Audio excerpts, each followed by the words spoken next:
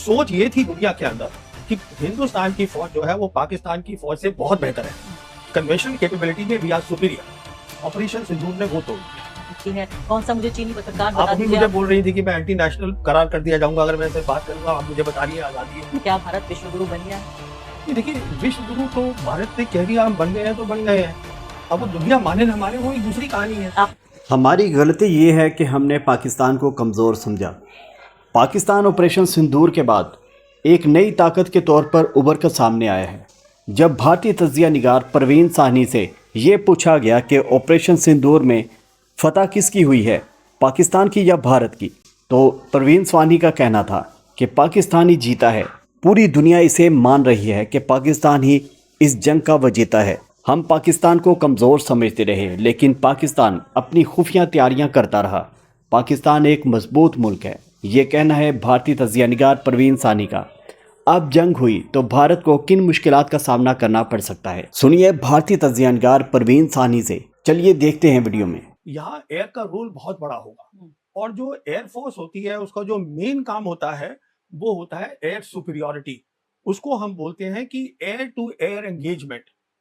तो वो पहली ही 6-7 की रात को हमने देखा कि air to air engagement Pakistan air force ने करी, और अगले दिन उन्होंने इंटरनेशनल प्रेस को बुला के ब्रीफिंग भी दी। हम तो अभी तक उसकी बात ही नहीं करना चाहते हैं। हमारे प्रधानमंत्री ने एक बार भी इस पर कोई प्रेस कॉन्फ्रेंस नहीं की, इस पर कोई बातचीत नहीं की। नहीं, हमारे किसी भी अफसर ने इसके बारे में बातचीत नहीं करना चाहते हम खुल के। वो कुछ टिप्पणियां आती रहती हैं, जैसे सीडीएस ने सिंगापुर में बोल दिया हाँ हमारे कुछ रफाल गिरे थे। फिर वो एक और है हमारे नेवल एडवाइजर इंडोनेशिया में, उन्होंने बोल दिया कुछ जहाज गिरे थे। पर एयरफोर्स चीफ ने जब बात करी, हमारे एयरफोर्स चीफ ने, उन्होंने कुछ भी नहीं बोला इसके बारे में। फिर वो बहुत सारी किताबें आ गई हैं मार्केट में कि ऑपरेशन सिंदूर में हमने ये किया, एयर वॉर की बात ही नहीं करते। देखिए, जहां तक दुनिया का ताल्लुक है और दुनिया में जो मिलिट्री लीडर्स हैं वो एयर वॉर को अहमियत देते हैं, और दुनिया क्यों ये समझ देते रही हैं? और दुनिया ये समझ रही है कि ये जंग पाकिस्तान जीत गया है। मतलब अगर तथ्यों को भी थोड़ा किनारे रखें तो कम से कम दुनिया को ये कन्विंस करने में पाकिस्तान कामयाब हुआ है। देखिए, पाकिस्तान ने 16 सितंबर को उनके जनरल खालिद हैं जो एक बहुत बड़े अफसर हैं, उनके होते थे, अब रिटायर हो गए हैं, अभी हैं वो एडवाइजर नेशनल कमांड अथॉरिटी के जो न्यूक्लियर वेपन्स में डील करती है। जनरल खालिद ने एक प्रेस कॉन्फ्रेंस करी इस्लामाबाद में 16 सितंबर को, और उसमें उन्होंने कहा कि 4 रफाल हमने गिराए हैं 6-7 की रात को, और रफाल के नंबर भी दे दिए। उन्होंने अपनी तरफ से एविडेंस दे दिया, पर हमने उसके ऊपर कोई बात नहीं करी। फिर उनके जो प्रधानमंत्री हैं वो उन्होंने यूएन में बोला कि हमने 7 हवाई जहाज गिरा दिए हैं, और साथ ही डोनाल्ड ट्रंप भी बोल रहे हैं, पर हम उसकी बात नहीं कर रहे हैं। तो सवाल ये है, हमें अपनी पोजीशन क्लियर करनी चाहिए, पर हम वो कह नहीं रहे। लेकिन क्या आपको ये लगता है कि भारत में जो विदेश मामलों के जानकार हैं वो इस बात को दरअसल समझते हैं, लेकिन तथाकथित तथ्यों को पीछे रखे तथाकथित राष्ट्रवाद या देशभक्ति के नाम पे सच नहीं बोलते? क्या आपके जैसे लोगों को फिर एंटी नेशनल नहीं कहा जाएगा? क्योंकि उस दौर में जब ये ऑपरेशन सिंदूर हो रहा था, सिर्फ आप ही ऐसे थे जो तथ्यों को बरसा रहे थे। मैं कहूंगी ट्रूथ बॉम्ब जिसे अंग्रेजी में कहते हैं, वो बरसा रहे थे। एक तरफ यहाँ बमबारी हो रही थी भारत और पाकिस्तान के बीच, और एक तरफ आप जो है ट्रूथ बॉम्ब गिरा रहे थे, सच्चाई के बम गिरा रहे थे। क्या आपको लोग एंटी नेशनल नहीं कहते? देखिए, अब मुझे क्या कहते हैं वो दूसरी बात है। मैं तो जर्नलिज्म कर रहा था, और एज अ जर्नलिस्ट ये मेरा बनता है, फर्ज बनता है, क्योंकि मुझे ये सब्जेक्ट आता है। मैंने ये सब्जेक्ट 48 ईयर्स पढ़ा है, आर्मी के अंदर भी और आर्मी के बाहर भी। मैं समझता हूँ इस सब्जेक्ट को। तो मुझे खुद अंदर से परेशानी हो रही थी कि मेरा देश है, and I want my armed forces to be strong, I want my government to be upright. मुझे अंदर से परेशानी हो रही थी कि अगर कुछ बात हुई है, आप अपना वर्जन तो दे दीजिए।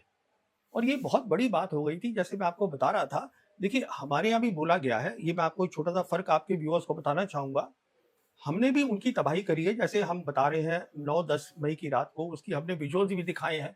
एयर वॉर एक अलग चीज होती है। उसका क्यों अलग होती है? क्योंकि उसमें बहुत सालों की मेहनत होती है। जो हमने काम किया है, जो बाकी जो उन्होंने काम किया, वो तो ये है ना कि आप S-400 ले आए, 3 महीने आपने ट्रेनिंग करी और हो गया काम। जब एयर वॉर थी और जो उन्होंने कॉन्सेप्ट बताया दुनिया को, मल्टी डोमेन ऑपरेशन, उसका मतलब है उसमें उनकी सालों की मेहनत है। वो अहमियत है उस बात की। और अहमियत इस बात की है कि एयर टू एयर वॉर ये प्राइमरी रोल है, प्राइमरी मिशन है किसी भी एयरफोर्स का, ये झुठलाया नहीं जा सकता। तो मैं तो अपनी नॉलेज से, प्रीवियस नॉलेज और एज अ जर्नलिस्ट, बात कर रहा एक हूँ। फौजी के तौर पे भी और एक पत्रकार हाँ, के तौर पे भी। एग्जैक्टली। लेकिन मुझे ये बताइए कि आप ये कह रहे हैं कि जब आप ये सच बोलते हैं, चाहे ये सच कड़वा ही क्यों ना हो, चाहे सरकार ये सच ना सुनना चाहती हो सकता है जनता के खेमे को भी पसंद ना आए, लेकिन आप इसलिए बोलते हैं क्योंकि आपको इस देश से प्यार है और आप ये चाहते हैं कि हमारी जो तीनों फौजें हैं वो मजबूत हों। नहीं, ये तो कहने की मुझे जरूरत भी नहीं है। ये मेरा मुल्क है। इस मुल्क में मैंने आर्म्ड फोर्सेस में नौकरी करी है, तो इसमें मुझे कोई कहने की तो बात है नहीं कि मेरा देश और मुझे प्यार है उससे। Obviously I love my country. या तो अब मुझे बताइए कि क्या इससे ये भी एक चीज एक्सपोज हो गई है कि खासकर हमारी एयरफोर्स, उसमें कमियां हैं, उसको दुरुस्त किया जाना चाहिए। हमें सबसे पहली बात तो इस बात को कबूल करना चाहिए कि हमें झटका मिला है और उसके बाद फिर हम उस कमियों को दुरुस्त करें। ऐसी कोई 3 चीजें आप बताइए जो भारत की सरकार सुनना नहीं चाहती, जो हमें एयरफोर्स में करना चाहिए। देखिए, एयरफोर्स को मालूम है, एयरफोर्स से कुछ आला अफसर, रिटायर्ड अफसर मेरे से बात भी कर चुके हैं। ठीक है, जब बालाकोट हुआ था 2019 में, तो एक बड़ी कमजोरी जो देखी गई थी इंडियन एयरफोर्स की, उसको हम बोलते हैं इलेक्ट्रॉनिक वॉरफेयर, जिसमें जैमिंग कर देते हैं कम्युनिकेशंस की दूसरे एनिमी के। तो वो एक कमी थी, उन्होंने बेहतर इसका प्रदर्शन किया था। तो वो कमी आज भी दिखी है। हम्म, तो तो पहली, समझती है एयरफोर्स। हाँ, एयरफोर्स के सब अफसर समझते हैं।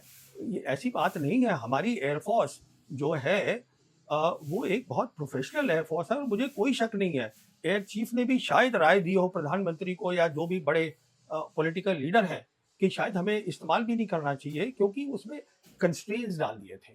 देखिए, एयर जब वॉर होती है, आप वो कुछ भी बोलते रहे कि हमने फ्री हैंड दिया, पर जैसा लगता है वो इतना फ्री था नहीं। उतना फ्री, बल्कि ये तो हाँ, कहा भी गया है, तो बाकायदा अफसर ने बोला कि हमें फ्री हैंड हाँ, नहीं दिया वो गया। जैसे वो हमारे जी, नेवल एडवाइजर हैं, तो इंडोनेशिया में बताया उन्होंने गया कहा कि वो कि ही हाँ। Has been misquoted. हम्म, तो कहने का मतलब ये है, electronic warfare is one thing. दूसरा ये है कि अब जो एयर की लड़ाई है, जो पाकिस्तान ने दिखाया है और जो हमने अलग भी देखी है, वो अब डॉग फाइट्स नहीं होंगी एयरफोर्स की। वो होगी जिसको हम बोलते हैं बीवीआर, बियॉन्ड विजुअल रेंज। इसका मतलब आप कितनी दूरी से मार कर सकते हैं। जैसे कि वो क्लेम करते हैं हमने 143 किलोमीटर पे जाके मार करी है, उसकी अहमियत है। तीसरी चीज स्पेस की अहमियत है, जिसमें उन्होंने बताया कि उनके पास विजिबिलिटी थी, उनको मालूम था, and because of electronic warfare उनको इलेक्ट्रॉनिक सिग्नल्स मालूम थे, वो आइडेंटिफाई कर पाए क्राफ्ट को।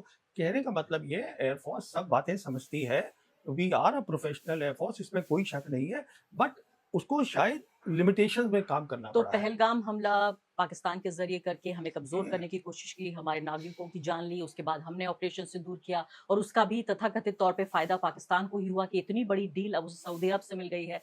अगर ये जंग के नतीजे या जंग का जो पूरा प्रोपेगेंडा होता है, क्योंकि एक तो प्रोपेगेंडा वॉर भी होती है, वो अगर भारत के पक्ष में जाता तो क्या ये मुमकिन था कि ये पाकिस्तान सऊदी जो डील हुई, क्या ये भारत सऊदी डील होती?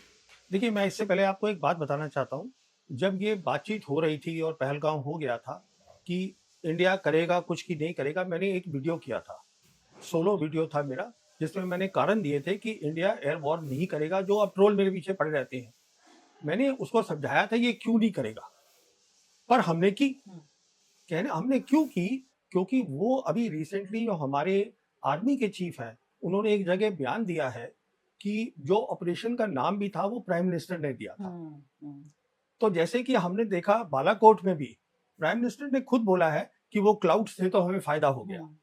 तो जब पॉलिटिकल लीडरशिप ऑपरेशनल मैटर में इन्वॉल्व हो जाती है, तो एक अलग मसला हो जाता और है। इमोशन जिस तरह से घुसाए जाते हैं, नाम जिस तरह से रखा गया, बाकायदा सिंदूर का वो लगाकर, वो भी अपने आप में नहीं, एक तरह से वो एक, तो एक वो महिलाओं को इस्तेमाल करने की भी नहीं, कोशिश वो की गई। देखिए, वो आपको ज्यादा समझ होगी उन बातों की। मैं तो ये बताना चाहूंगा सिर्फ कि अब ये क्लियर हो गया है कि प्रधानमंत्री ने नाम दिया था सिंदूर, क्योंकि कोई एयरफोर्स या आर्मी वाला ऐसा नाम नहीं देता। नहीं देता। क्या नहीं, सवाल ही नहीं उठता है।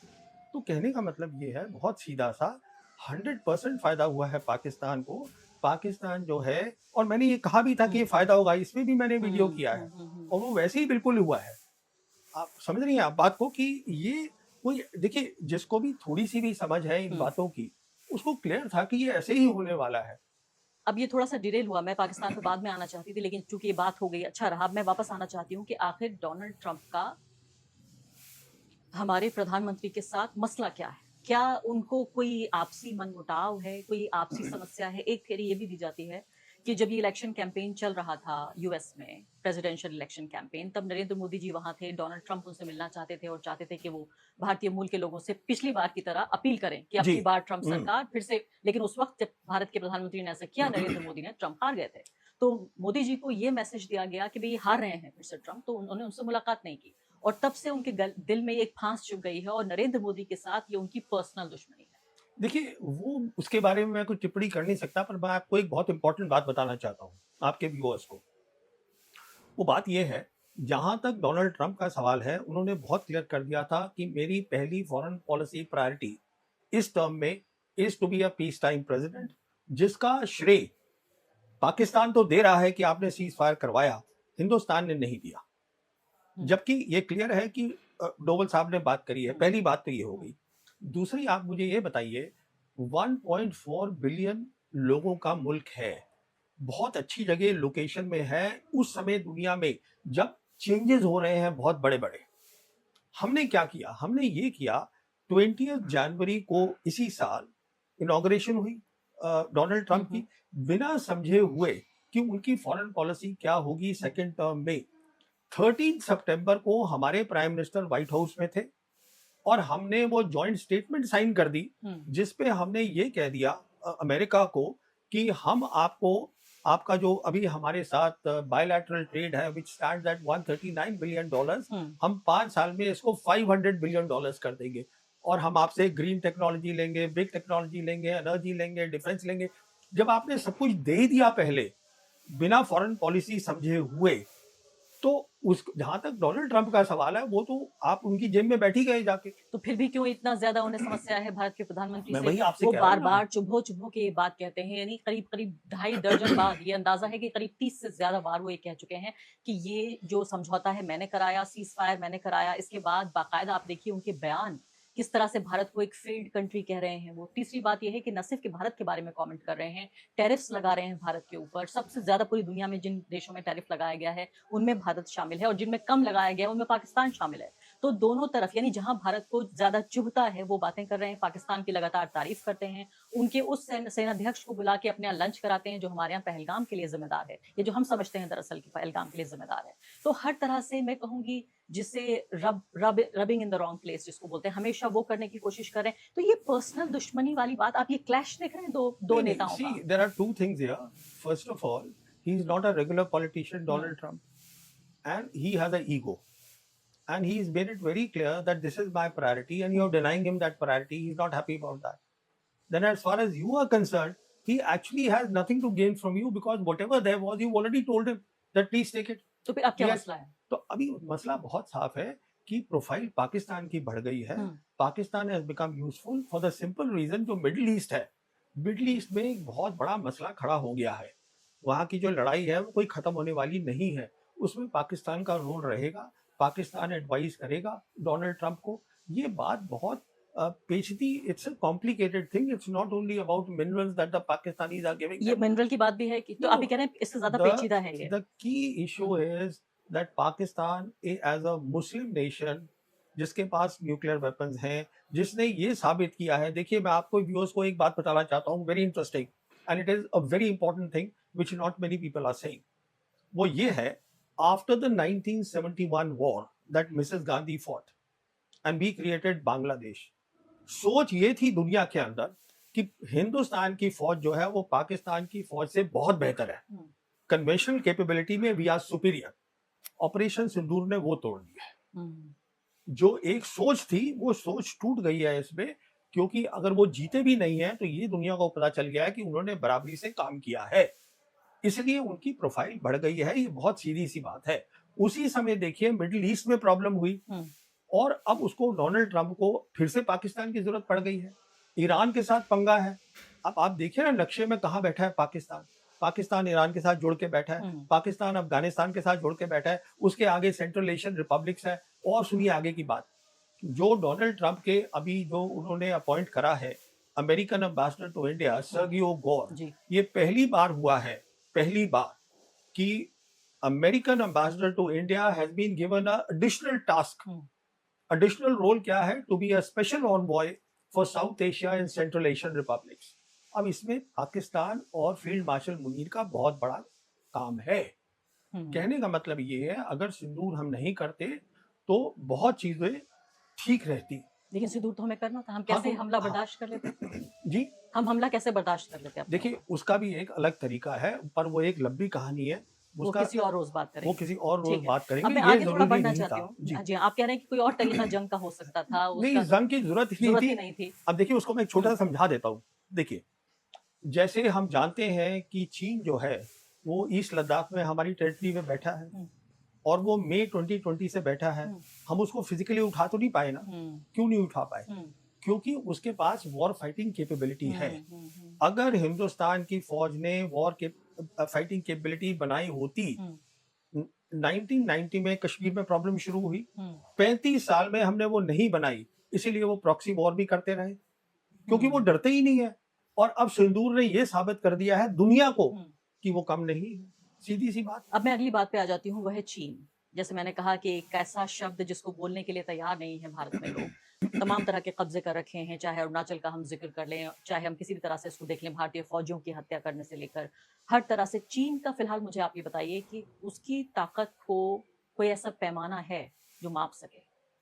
देखिए, चीन बहुत ताकतवर मुल्क है। आज दुनिया में क्या हो रहा है, एक बहुत बड़ा सैलाब आ रहा है। स्ट्रक्चरल चेंजेज़ हो रहे हैं और वो चेंज क्या है, वो मैं आपको बताता हूँ बहुत 2 लाइन्स में। सारी जियोपॉलिटिक्स या सारी दुनिया का जो सोच थी, वो थी focused on America and Europe. पर चीन का इतना बड़ा राइज हुआ है, economic rise, economic super power बन गया है कि वो सारी की सारी सोच हमारे एरिया में आ गई है। वो सिर्फ चीन के कारण हुआ है।